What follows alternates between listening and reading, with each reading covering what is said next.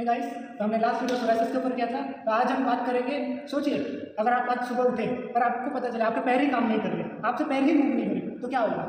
तो ऐसे डिसीज के बारे में बात करने वाले हैं जिसे कहते हैं गुलियन बार सिंड्रोम। तो गुलियन बार सिंड्रोम क्या है? तो एक एक्यूट इम्यूनोमीडिएट और डीमाइलिनेशन पॉलीन्यूरोपैथी और असेंडिंग एक्सोनल पे इफेक्ट करने वाला, जो हमारी बॉडी के असेंडिंग मसल्स जो है उसको वीक कर देता है, पैरालाइज कर देता है। तो उसे गुलियन बार सिंड्रोम कहते हैं। तो ये होता किसके है? कुछ जैसे बैक्टीरिया, जैसे कंपाइलोबैक्टर जेजुनी, साइटोमेगालोवायरस, ईबीवी वायरस, कोविड-19, जिका वायरस, जिसकी वजह से होता है। तो ये वायरस क्या करता है? ये वायरस हमारी बॉडी में जाता है, जिसकी वजह से हमारे प्राइमरी सिम्टम जो डायरिया का होता है। और इसका स्टार्टिंग सिम्टम जो नॉर्मल डायरिया होता है उससे डिटेक्ट नहीं कर पाते, तो हम इसे नॉर्मल डायरिया समझ के ट्रीट करते हैं। पर जैसे ये फर्दर एडवांस करता है तो पेशेंट का सबसे पहले जो लोअर लिम्स है उसका जो है मोटर कंट्रोल चला जाता है, जिसकी वजह से मसल वीकनेस आकर पेशेंट अपने पैरों पे चल नहीं पाता या फिर अपने पैरों पे खड़ा नहीं हो पाता, उसका मोटर जो है उस सिस्टम जो है काम नहीं कर पाता, उसे असेंडिंग पैरालाइसिस होता है मसल्स का। तो इसमें हमें और क्या क्या देखने को मिलेगा? असेंडिंग पैरालाइसिस देखने को मिलेगा, पर और रिफ्लेक्स है, मतलब अगर जब हम लोग उसको रिफ्लेक्स करेंगे, नी हेमेट टेस्ट करेंगे तो हमें नहीं दिखेगा। पेरेस्थेसिया, उसकी टिंगलिंग सेंसेशन होगा, पर उसे कोई सेंसेशन जो दूसरा पेन या फिर बाकी चीज़ों का सेंसेशन फील नहीं होगा। ऑटोनॉमिक डिसफंक्शन हो जाएगा उसे इंसान को। टेकिकार्डिया एक फीचर हमें देखने को मिलेगा। फेशियल पैल्सी,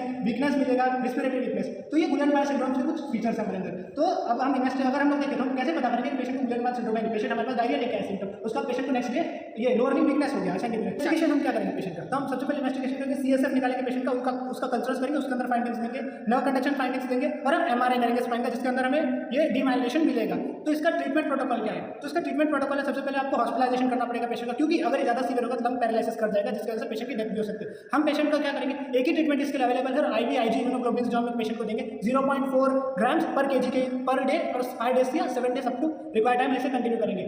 साथ ही साथ पेशेंट को हम लोग रिस्पिरेटरी सपोर्ट जैसे वेंटिलेटर पे भी रखना पड़ सकता है, और पेशेंट को फिजियोथेरेपी, बाकी एक्सरसाइज भी देना पड़ सकता है। बाकी पेशेंट को जो साइड बाय साइड जो मैनेजमेंट हम करते रहेंगे, मोस्टली 80% ऑफ द पेशेंट ये ट्रीटमेंट से रिकवर कर जाते हैं और patient back to normal life आ जाता है। तो बात करते हैं इसके वेरिएंट्स। इसके बेसिकली 4 वेरिएंट्स हैं। सबसे पहला एआईडीपी, एक्यूट इन्फ्लेमेटरी डीमाइलिनेशन पॉलीन्यूरोपैथी है पहला। दूसरा एएमएएन जो है एक्यूट मोटर एक्सोनल न्यूरोपैथी। तीसरा एमसेन जो है acute motor and sensory axonal neuropathy है। फिर चौथा आता है Miller Fisher syndrome. Miller Fisher syndrome में क्या होगा? ऑप्थोमेलेजिया, अटेक्सिया और रिफ्लेक्सिया में देखने को मिलेगा। Thank you.